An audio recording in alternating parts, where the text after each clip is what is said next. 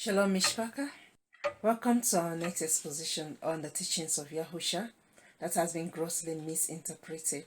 In our last video, I promised you that I'm going to expatiate on the difference between men and enemies. And we took our reading from the book of Matityahu, chapter 5, verse 16.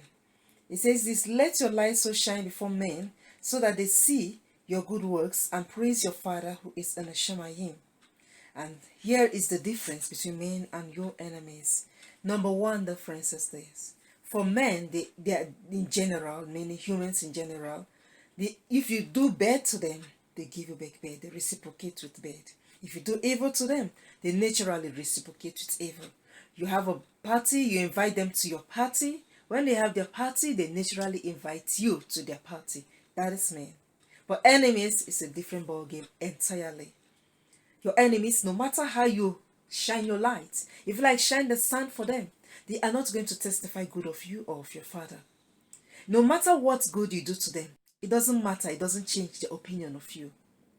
Your enemies are people that have known you, know where you're going to, and have made it their lifelong ambition and goal to bring you down, to destroy you, and to kill you.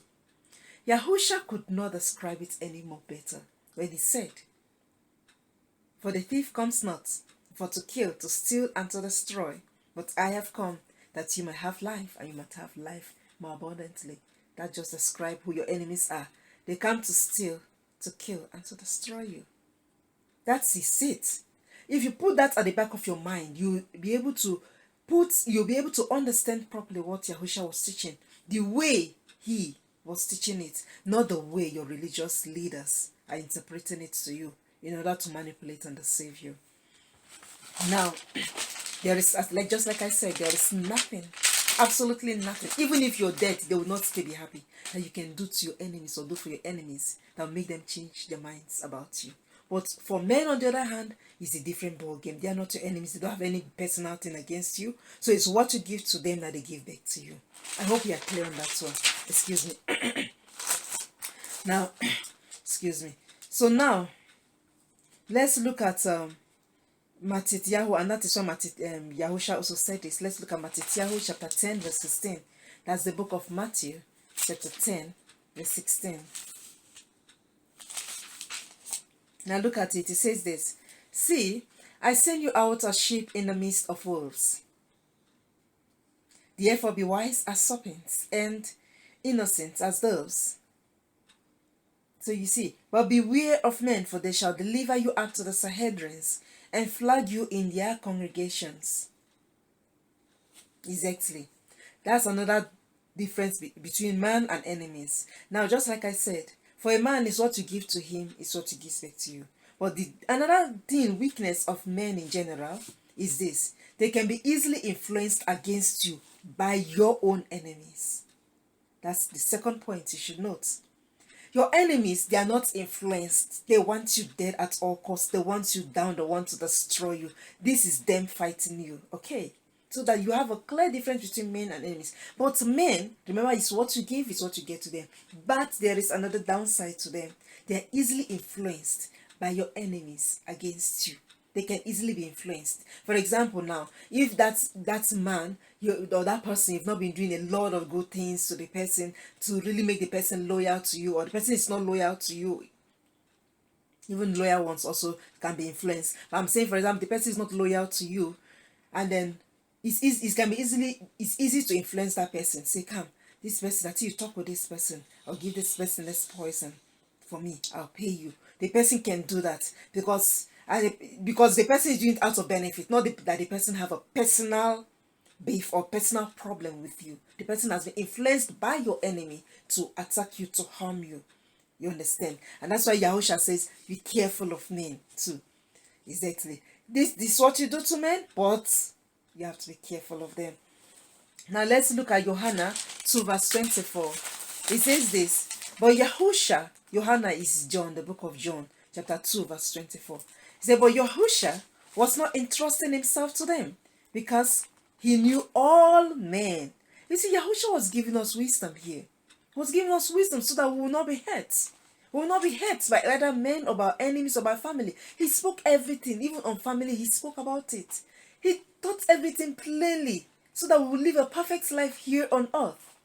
But unfortunately, people have grossly misinterpreted his teachings. So you see, YaHUsHa is saying this, don't trust a man. Why should you not trust a man? Because men can easily be influenced against you by your enemies also. Do you see? The only person that cannot be influenced against you, that knows you for who you are and relates with you for who you are, is your creator, your father in the Shamayim, Yahuwah El Shaddai. Hallelujah, Yahuwah.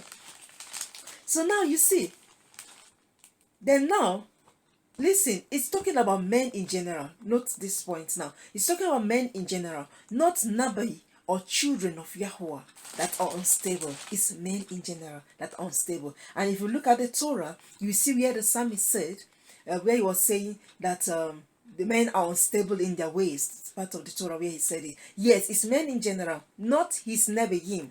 When I say Nebiim, not his prophets.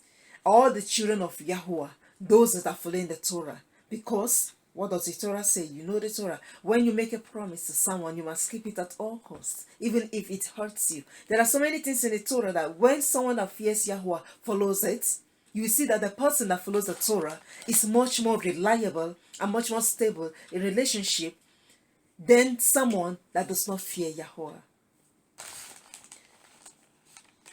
Now, another point to note about men, that's people in general, is this. They are not trustworthy because they will only be your friend for as long as they benefit from you.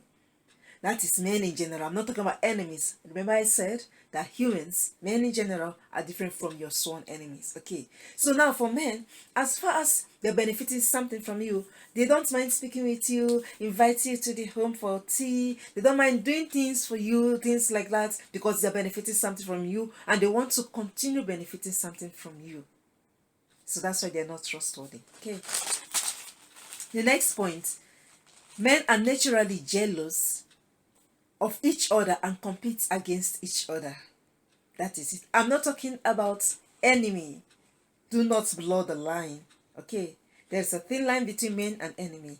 Now men in general are naturally jealous of each other and compete against each other.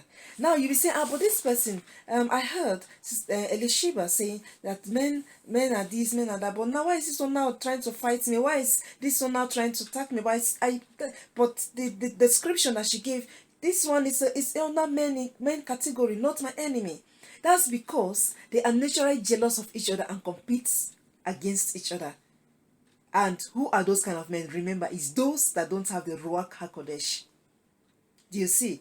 Any true Nebiim or Nabi or Nabiya of Yahuwah, I'm talking about prophets or prophetess of Yahuwah, will never be jealous of a fellow prophet or prophetess. True ones. Because the Ruach HaKodesh in you is sufficient for you. You've got your own mission, you've got your own vision, and you're following through according to the way Yahuwah in the Shamayim, your father in the Shamayim, has given to you. So why should you be jealous of a fellow prophet or a fellow prophetess that is doing carrying out her own mission? It does not make sense, because Yahuwah has given each of us different gifts, different talents, and different missions and different responsibilities to carry out for Him here on earth. Which when we go to Him, to meet with Him, we'll have to give account of it. Look at the example that YaHUsHa gave concerning the talent. A man that was traveling, he gave 1 talent to one of his servants, and then to another servant he gave 5 talents, to another one 2 talents. You see, he gives you revelations, he gives you visions, he gives you miracles, signs and wonders according to your level of knowledge of Him and your growth in Him. So you see, there is no 2 Nabiim or Nabai or here on earth, no 2 prophets or prophetess here on earth that have exactly the same mission and exactly the same goal. Even if it may seem exactly, it's not exactly. Why? Because the way Yahuwah leads one person is different from the way He leads the other. We are all uniquely, beautifully, and wonderfully made. But men don't understand it. I'm talking about people that do not have the Ruach HaKodesh, don't understand this. And so when they see someone is doing something similar to what they are doing, or is about to do it, or is going to do it, whatever it is, they begin to get intimidated, they begin to get angry, they begin to get unsettled, they begin to get jealous. So that's the difference between men and what? Enemies. And men and someone that is filled with the Ruach HaKodesh. In the next video, I'm going to explain more differences between men and enemies, and men and those filled with the Ruach HaKodesh. That's the Holy Spirit. Stay tuned.